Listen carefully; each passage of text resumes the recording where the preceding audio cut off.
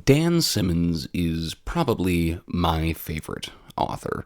Out of all the books that I've read in my life, out of all of the authors that I've tried, Dan Simmons is generally my overall favorite. Dan Simmons consistently has impressed me with almost every single book that he's put out. There's been something in there to make me go, "Oh, Dan. Oh, you scoundrel, you. Oh." I've read almost everything that he's put out at this point. My very favorites would probably be like Carry and Comfort. I loved Ilium and Olympus. I wasn't so much a fan of Hard Case. I haven't read the last two books in that series yet.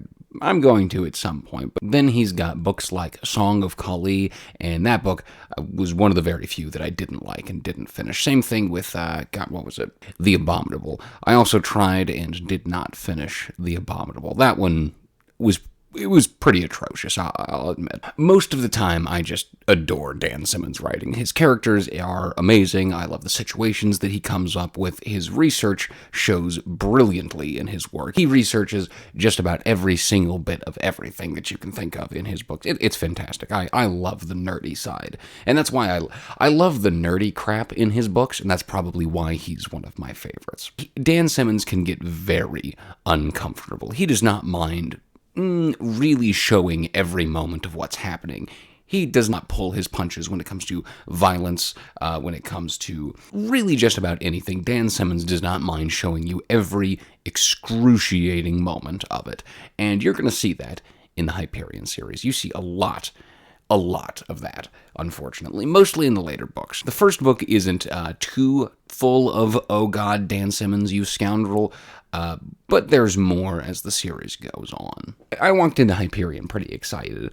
I had read almost everything that Dan Simmons had put out by that point. I didn't do too much science fiction until recently. I've finally gotten into it. Dan Simmons was my gateway into science fiction with, like, Ilium and Olympus. Those were really the first two science fiction books I've read, really hardcore space opera, right? I tried reading Dune before, Frank Herbert's Dune, and I didn't care for it. I'm going to go back and give it a shot eventually. I just didn't care for it when I tried it 10, 15 years ago, whenever the hell that was. I was never able to get into that kind of hardcore science fiction in books specifically. I could do movies, I could do games, I could do all that kind of shit. I just couldn't do books. Does Hitchhiker's Guide to the Galaxy count as space opera?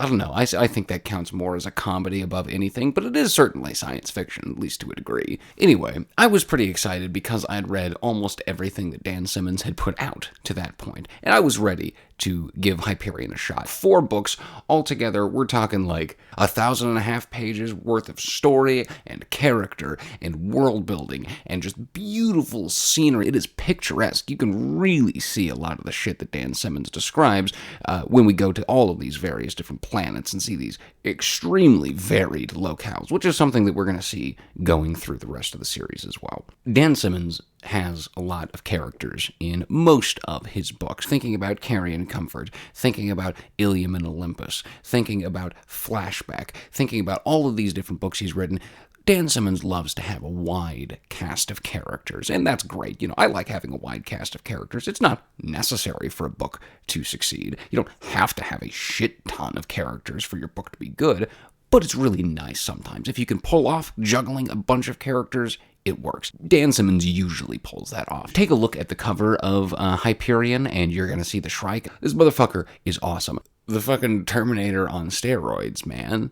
Like, it can teleport at will. It can move through time at will. Like, sure, a Terminator can move through time and does move through time. That's how James Cameron's The Terminator fucking works, right? The Shrike is the only thing that actually ties all of the main characters of the book together. There's 6 people who tell stories throughout the book. The book is told, actually, almost entirely through these 6 individual stories, and the Shrike is really the only thing that ties them together. Aside from the Shrike, my favorite human character in this book probably would be Sol Weintraub, my favorite human character. Sol is very mild-mannered, and in fact, Sol actually reminds me a bit of Sol from Carry and Comfort in a lot of ways. I might say them the same way because, that's just the way my tongue works. Sol is very gentle, he's very dedicated. You can really feel the love that he has for his family, and I didn't expect him to be my favorite character. He's certainly not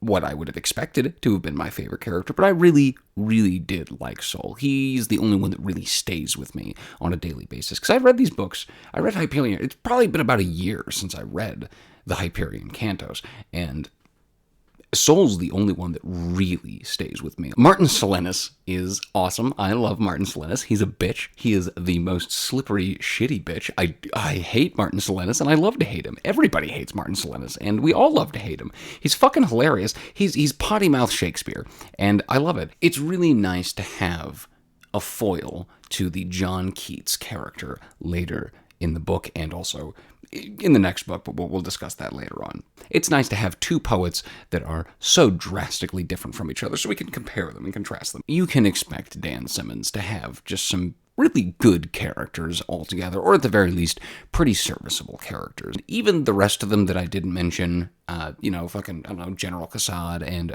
Bron Lima, if that's how you pronounce the names. I don't know how to pronounce these fucking names. I can't think of any off the top of my head that I genuinely didn't like. I didn't care for General Kassad, but not because he was a crappy character or anything. He just wasn't my guy, and I just didn't like his story. Just wasn't my deal. This book is broken up into 6 short stories, like I said earlier, and generally speaking, I'm not a fan of short stories. Most anthologies I just don't care for, regardless of the fact that I've written and released an anthology myself. I just typically don't care for them. I like to take a while to stay with a story for a bit. I need a while to stay with a story for me to really connect with it most of the time. Not all the time, but most of the time. And short stories just can't do that for me. That's why I typically don't like anthologies. However, Hyperion is a bit different because all 6 of the stories blends together to make one larger story. Even though we do depart from the last story and go into a new one, it builds on top of itself to make a larger world altogether. The only 2 stories that I generally did not care for, I said earlier I didn't care for Kassad's story. I don't know, it was a pretty okay action story. Kassad's story was just a bit overlong, I thought. It was really the only place that I thought was really overwritten for no reason, right? There's no super interesting sci-fi stuff there. I mean, it's a romance, all right? And, anybody that's watched my shit probably knows that I just generally don't give a fuck about romance, and that's most of what it is. Now, granted, it's okay. It's not bad. It's not horrible. I just didn't give a shit. It was the second story in the book, and it was just okay. It was just okay. Now, beyond that, there was also the Consul's Tale. The Consul, as a character himself, I actually quite like. The tale that he had to tell, I hated it. I really did not like it. It was Space Romeo and Juliet with fucking dolphins. Now, don't get me wrong. Nothing wrong with dolphins. Nothing wrong with Space Romeo and Juliet. But you know what? I just didn't like it. It was romance. So, as I'm sure you could tell, I just generally didn't care too much. I do have to appreciate it at least a little bit because it introduces the Hawking Mat, which is like really fucking important for the rest of the series. Sure, it does work. All the plot points in it are important. It is important for the story, for the grander story at play, for us to have to read that tale. But honestly, I couldn't give a shit. Now that I have read it, when I go back to read Hyperion, I'm probably going to end up skipping it, like that entire section. Several other stories were fantastic. The Detective's Tale was really fucking fun. The Scholar's Tale, best story in the entire book. The Poet's Tale was pretty fucking hilarious. The opening tale, oh my god, the Priest's Tale is fucking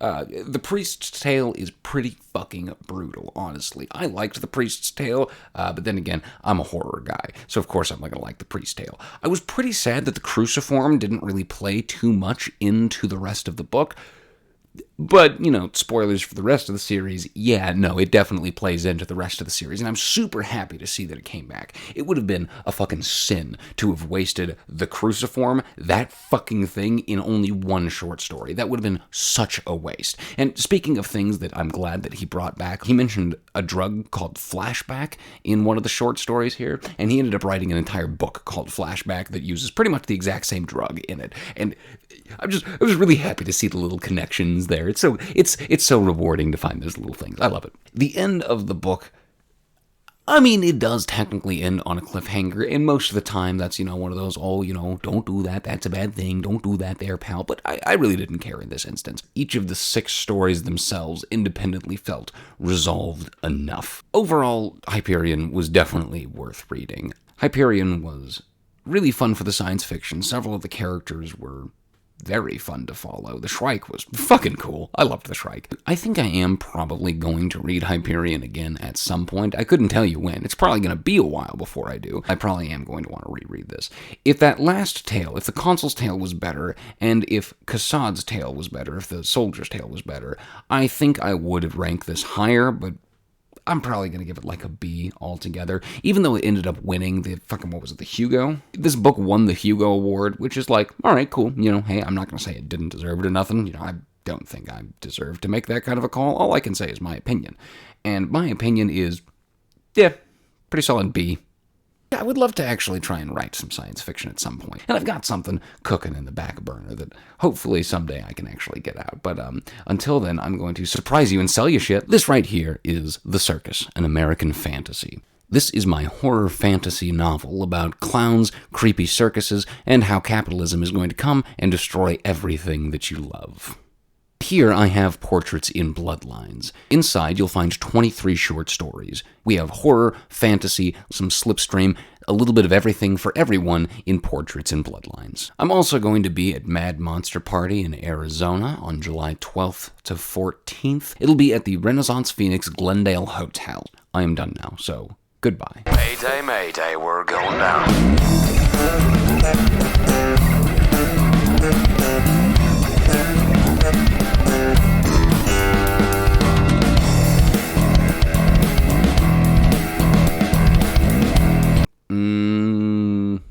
What the fuck? Okay, let me see what else we got.